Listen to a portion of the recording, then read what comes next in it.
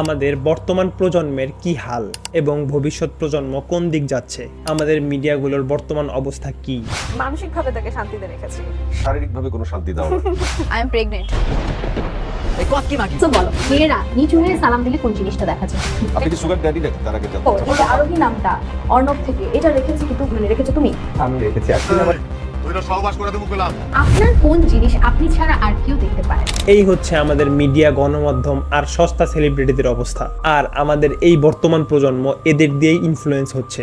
দেশে ব্যাংক লুটপাট হয়ে যাচ্ছে, জলজন্ত মানুষ গুম হয়ে যাচ্ছে, সন্ত্রাস, চাঁদাবাজি এগুলো দিন দিন ভয়ঙ্কর রূপ ধারণ করছে। এই সমস্ত খবর কজন নাগরিক জানে? দেশের স্রোত কোন দিকে যাচ্ছে কয়জন নাগরিক বলতে পারবে? আমাদের মিডিয়াগুলোর কাজ কি ছিল আর তারা কি করতেছে? বর্তমান মিডিয়াগুলো যা প্রমোট করতেছে তা কি আদেও আমাদের কালচার? আর আজ আমি কথা বলবো আমাদের দেশের নোংরা মিডিয়াগুলো কিভাবে পরিকল্পনা মোতাবেক আমাদের প্রজন্মকে ধ্বংসের দিকে নিয়ে যাচ্ছে। মিডিয়া বা গণমাধ্যমের কাজগুলো কি ছিল?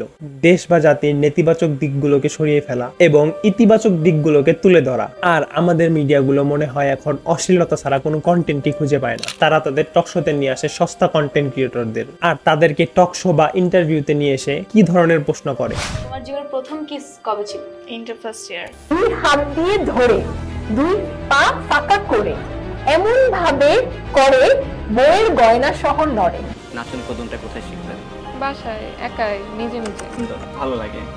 বিটিএসদের সাতজনের ফ্রেন্ডশিপ ভালো লাগে।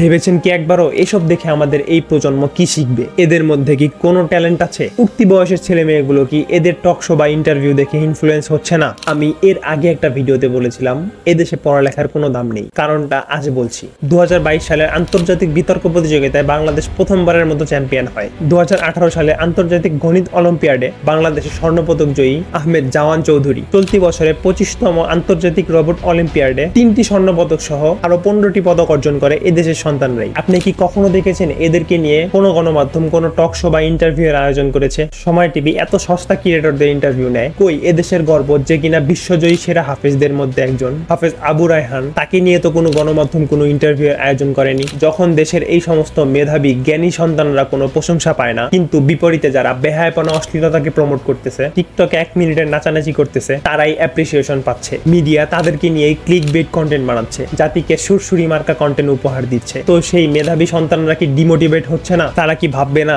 এত পরিশ্রম করে আমাদের কি লাভ হলো? আর তখনই তারা চলে যাচ্ছে দেশের বাহিরে, যেখানে তাদেরকে মূল্যায়ন করা হয়। এদেশে গুণীদের মূল্য নেই। মিডিয়ার কাজ ছিল দেশের জ্ঞানী, গুণী, ট্যালেন্টেড ছেলে মেয়েদেরকে নিয়ে টকশো বা ইন্টারভিউ এর আয়োজন করা, যাতে করে এদের থেকে আরো লক্ষ লক্ষ ছেলে মেয়েরা ইন্সপায়ার হয়। একজন শরীর দেখিয়ে টিকটক বানিয়ে ভাইরাল হওয়া মেয়ে অথবা এদের মতো সস্তা টিকটকার ছেলেদের থেকে জাতি কি শিখবে? একটা সময় ছিল যখন মিডিয়াগুলোতে ঠিকই ট্যালেন্টেড ছেলে মেয়েদেরকে দেখানো হতো, কিন্তু এখন দেখানো হচ্ছে যে যত বেশি ভাইরাল, যে যত বেশি অশ্লীলতা করতে পারে তাদেরকে, যারা এই দেশকে নিয়ন্ত্রণ করবে ভবিষ্যতে। একবার ভাবেন ওই সমস্ত কন্টেন্ট দেখে তারা কি শিখছে, তারা ভবিষ্যতে গিয়ে কিভাবে একটা সুস্থ দেশ জাতিকে উপহার দিতে পারবে। একবারও কি মনে হয় না আমাদের এই প্রজন্ম যা দেখে ইনফ্লুয়েন্স হচ্ছে, ভবিষ্যতে সংসদে মমতাজের মতো গান করা ছাড়া এদের থেকে এর থেকে ভালো কিছু আশা করা যায় না। বর্তমানে আমাদের গণমাধ্যমগুলো ভিউর জন্য একেবারে পাগল হয়ে গেছে। একজন ভুয়া ডাক্তার যার সম্পর্কে পুরো দেশ জানে, তার আবার ইন্টারভিউ নেওয়া কি দরকার? তার থেকে আমাদের কি শেখার আছে? প্রতি বছর এত এত এমবিবিএস ডাক্তার বের হচ্ছে, মেডিকেলে পরীক্ষা দিয়ে প্রথম হচ্ছে, কই তাদেরকে নিয়ে কি কখনো কেউ ইন্টারভিউ দেখেছেন গত কয়েক বছরের মধ্যে? আপনি হয়তো বা ভাবতেই পারেন এসব আমরা মজার ছলে নেই, এগুলো আমাদের জীবনে কোনো ইফেক্ট ফেলবে না। আপনার এই ধারণাটা সম্পূর্ণ ভুল।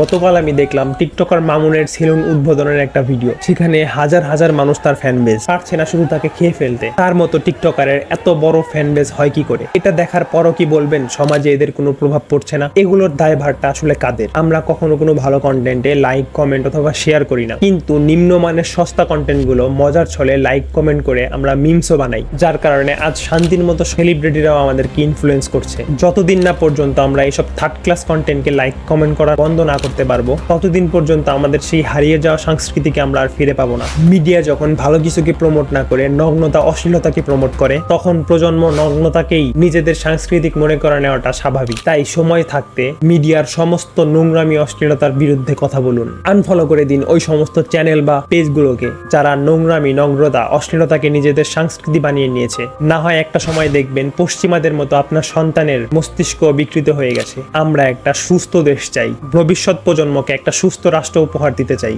আমরা আমাদের সেই 90 দশকের সুস্থ সংস্কৃতিকে ফিরে পেতে চাই, যার জন্য আমাদের সকলকেই এই রুচিহীন গণমাধ্যমের বিরোধিতা করতেই হবে।